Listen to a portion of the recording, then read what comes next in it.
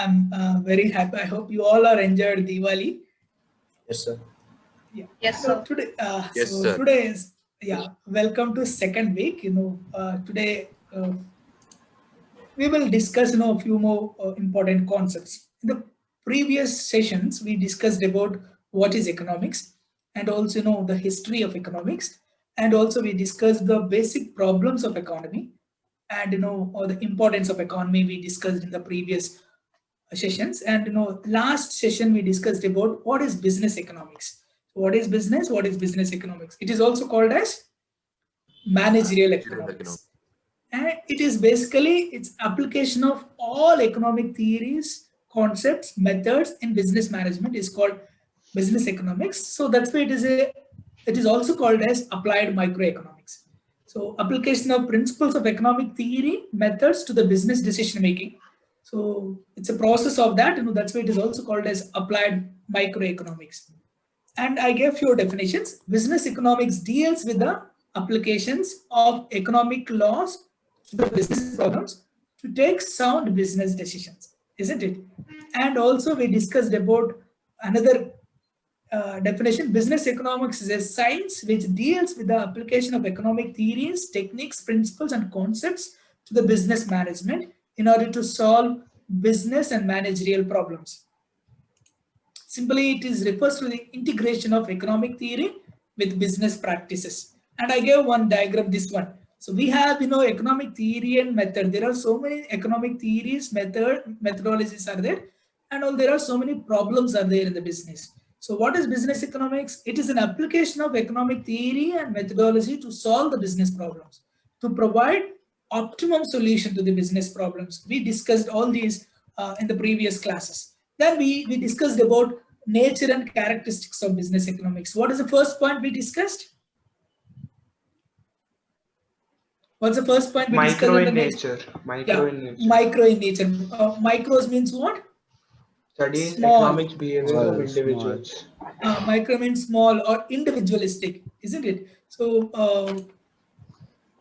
in business economics, in nature, basically, we are going to study microeconomics concept. So we are going to study the behavior and economic behavior and economic motives of an individual, household, and also a firm. We are going to. So it is relatively a small part. It is not an aggregate. It is a millionth part of an aggregate.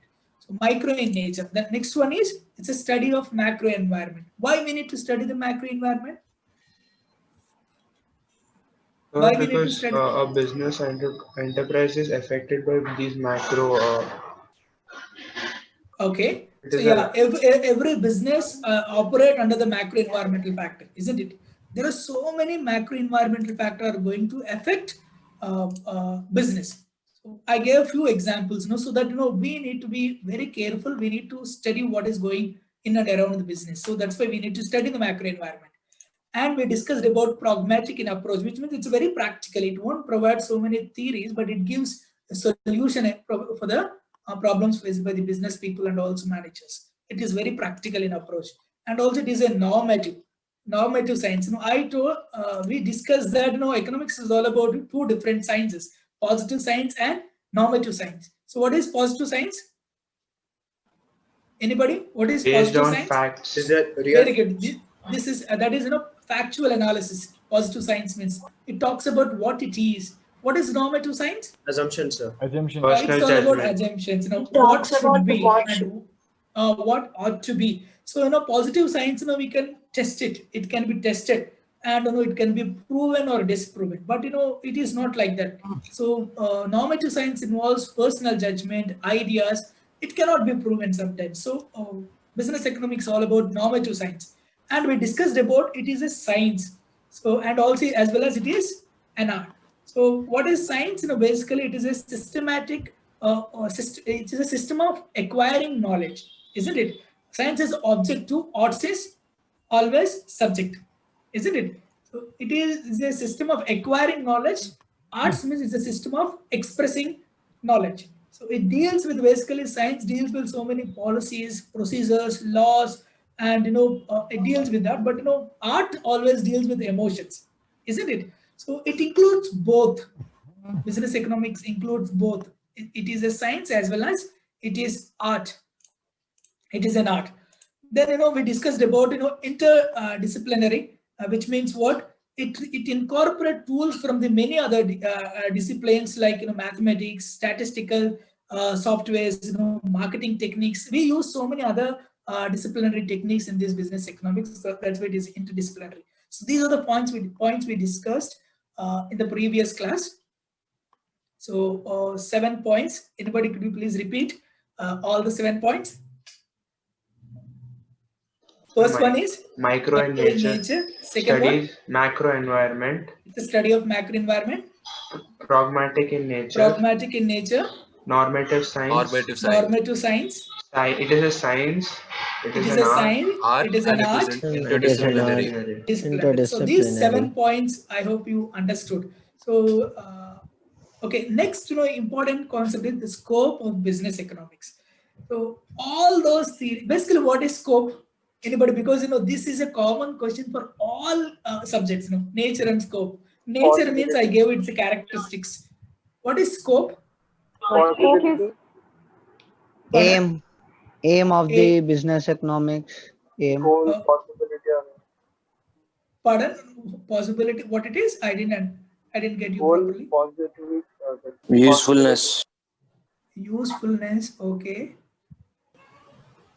Okay. Opportunity. Opportunity. The scope of economics, scope of principles of management, scope of business, basics of marketing. So it's a common question, nature and scope for every subject. So now onwards, whatever subject you are going to study, previously also you did that.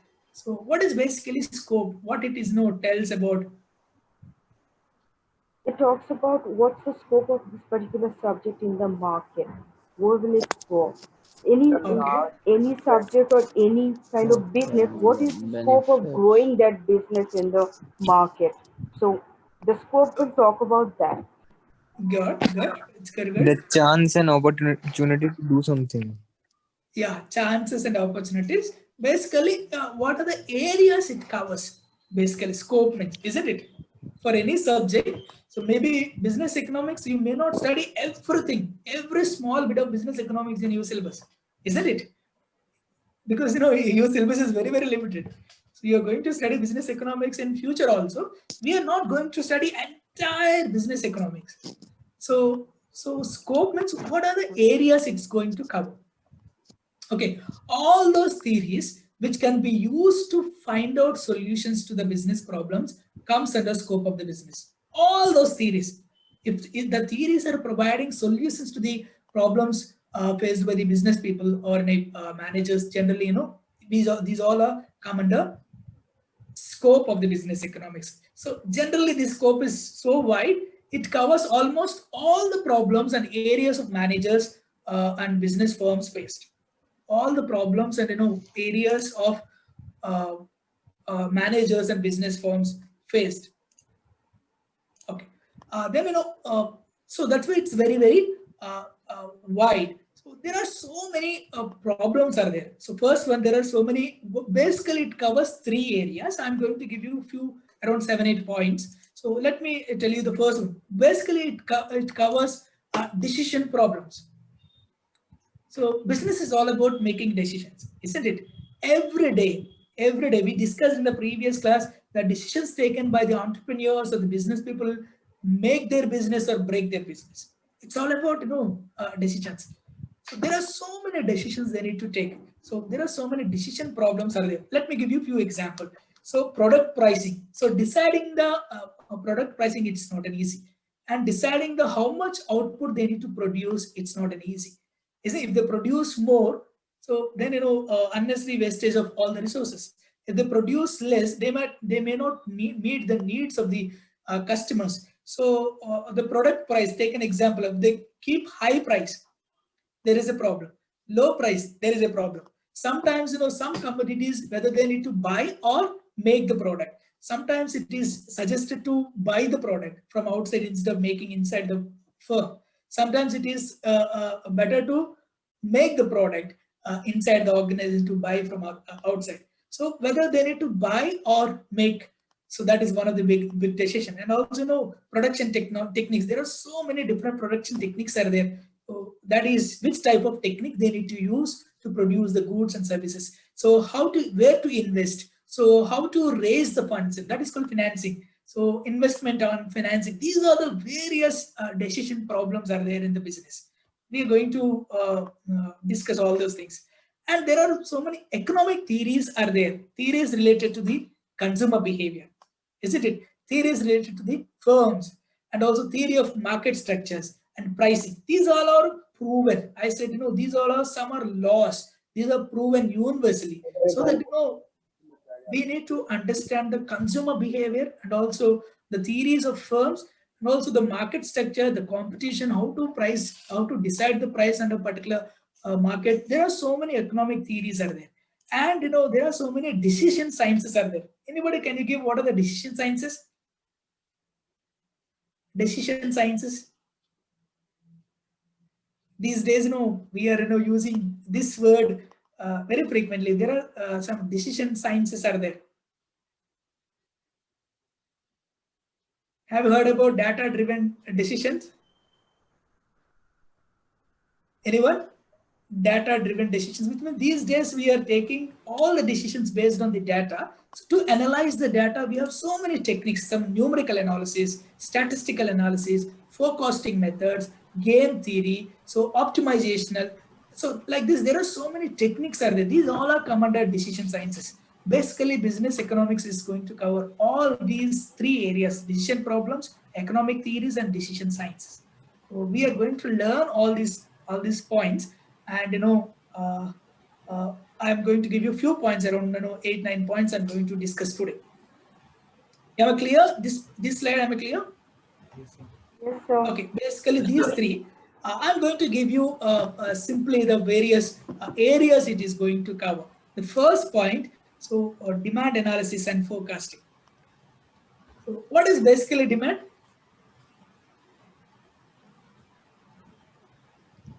Demand means what? Anyone? You have demand for a product in the market. Okay. Want plus the ability to buy, purchasing power. Unmet want. Unmet want, okay. Want plus ability to purchase, very good. We discussed three important points related to demand, Desire to buy with the ability and availability and affordability and willingness. Okay. Very good. It's a desire for a product plus ability to purchase that product plus and willingness to purchase the price. Yes. So what is basically analyzing the demand? It is all about understanding the buyer behavior, isn't it? A firm is a collection of factors of production. What are the factors of production? Land, labor, capital, entrepreneurship. Yes, very good. So take an example of a manufacturing company. What it will do, it converts the raw materials into finished products, isn't it? So these products are are to be sold in the market, isn't it? They will convert all the raw materials into finished good. All these finished products are to be sold in the market. So the firm has to estimate the firm's sales. Say if they are failed to estimate the sales properly, so then almost everything is gone.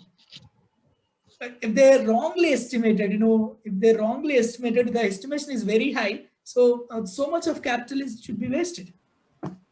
Or estimation is very low, they may lose so much of market. So the demand analyzing, it's all about understanding the buyer behavior. It studies basically the preference of consumers along with the effects of changes in the determinants of the demand. Say for example, so various determinants of demand. Could you please tell what are the determinants of demand? Determinants of demand. What are the factors? Customers' preferences. Price of the product. Yes. Government policies. Yes. Availability of product. Very good. The price of the commodity and consumers' income, taste and preferences, government policies. There are so many factors. We are going to discuss maybe 12 to 15 factors are going to influence the demand of a product. So we need to study what are the factors which influence the demand of a commodity. So it is all about analyzing the demand. What is forecasting?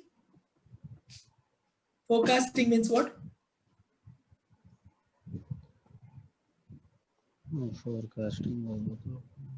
Anybody, any idea Sir, what is getting to forecasting? know something beforehand itself, sir. Okay. So predicting Predicting. something. Predicting Very the good, demand, very sir. good. Very good. It is all about predicting. Forecasting demand is a technique basically used to predict the future demand for a good or service. So we need to we can't use a guess, because it is all about crores. Every decision while you are taking, you need to spend, you need to invest crores of rupees in that decision.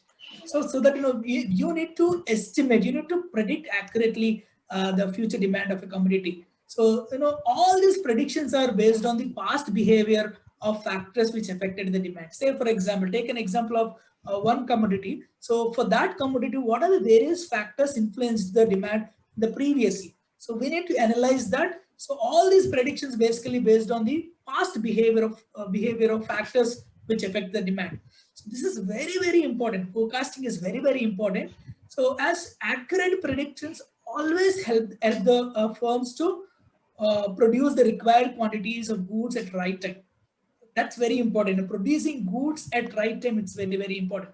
And also all these predictions are gives producers or business people, managers to give enough time to arrange various factors of production in advance. Say for example, if they predicted there is a huge demand for a particular product, so that the managers, the entrepreneurs, what they need to do, they need to arrange various factors of production in advance, like raw materials, labor, equipment, all these things they need to do that.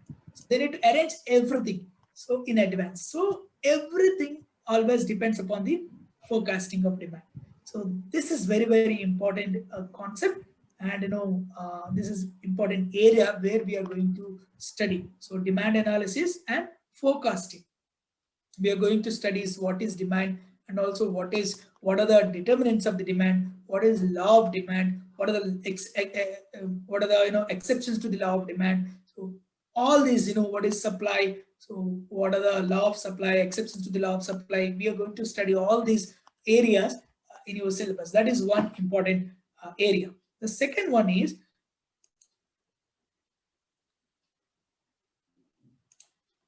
the production and cost analysis. What is basically production? Anybody? Production. Could you please define the production? Act of creating utility. Act of creating utility. Very good. Okay. It is a process of converting Raw materials into material finished into goods, sir. raw material into goods. Okay, okay. Finished goods. Very good. A business economist has to decide on the optimum size of output based on its objectives of the firm. So we need to decide the optimum size of output. So, say for example, and also we need to, as a business economist or as a manager, we need to ensure that firm does not incur any undue costs. Say for example, if you take any wrong decision related to the production cost, so you need to spend crores of rupees if it's a big company. So you need to ensure the firm and also that firm does not incur any undue costs. So by production analysis, the firm can choose the appropriate technology. So which type of technology we need to use to produce goods and services optimum or effectively. A technically efficient way of producing output we need to choose. So this is very, very important. So the method of production is very, very important. The techniques of choosing the appropriate technology for production is very important. Say, so the why one of the major drawback for small scale industry, what is a major drawback for small scale industry? Production. Production and their production technology or the techniques of production generally very traditional. That's why they never compete with the big firms. So the production technology and choosing the appropriate technology is very, very important for a company. What is cost? What is cost? The expenditure incurred to produce a unit of a product. Okay, yeah, the Manufacture. the expenditure incurred to produce a commodity is called cost. So cost estimates are also most important decisions in the firm. So what is cost analysis? Anybody? Any idea? It is all about identifying the behavior of cost when the factors like output, time period, or the size of the plant changes. When we keep on running the business, everything will change. Output will change, the time period will change, the size of the plant will change. When all these things are changing, what is the behavior of our costs? So we need to analyze. Cost analysis, very, very important. There are so many different types of costs are there. So you have one unit there. We are going to learn various cost and various cost analysis. All these analysis, cost analysis, a firm generally which is useful for a firm to maximize their profit. Okay, so say let me give a simple example. A product. Take an example of I'll give you this product. This is my when it is around 5 rupees. Okay, the cost of this product is 4 rupees and the profit is 1 rupees. The total price is how much? 5 rupees, sir. 5 rupees. Now I want to increase the profit. What can I do? Increase the price of a commodity. Cut down Very good, costs. very good, very good. Increase the price of a commodity. When I increase the price of a commodity from 5 rupees to 6 rupees, I will get 2 rupees profit. But what is the problem? I told you we discussed one concept in the while I'm giving overview, that is time perspective. So this is a advantage in short run because of my profit will increase, but it is not good for the long run. Why? When I increase my price, it's 1 rupee means around 20%. So what will happen? Our customers may shift it to other products.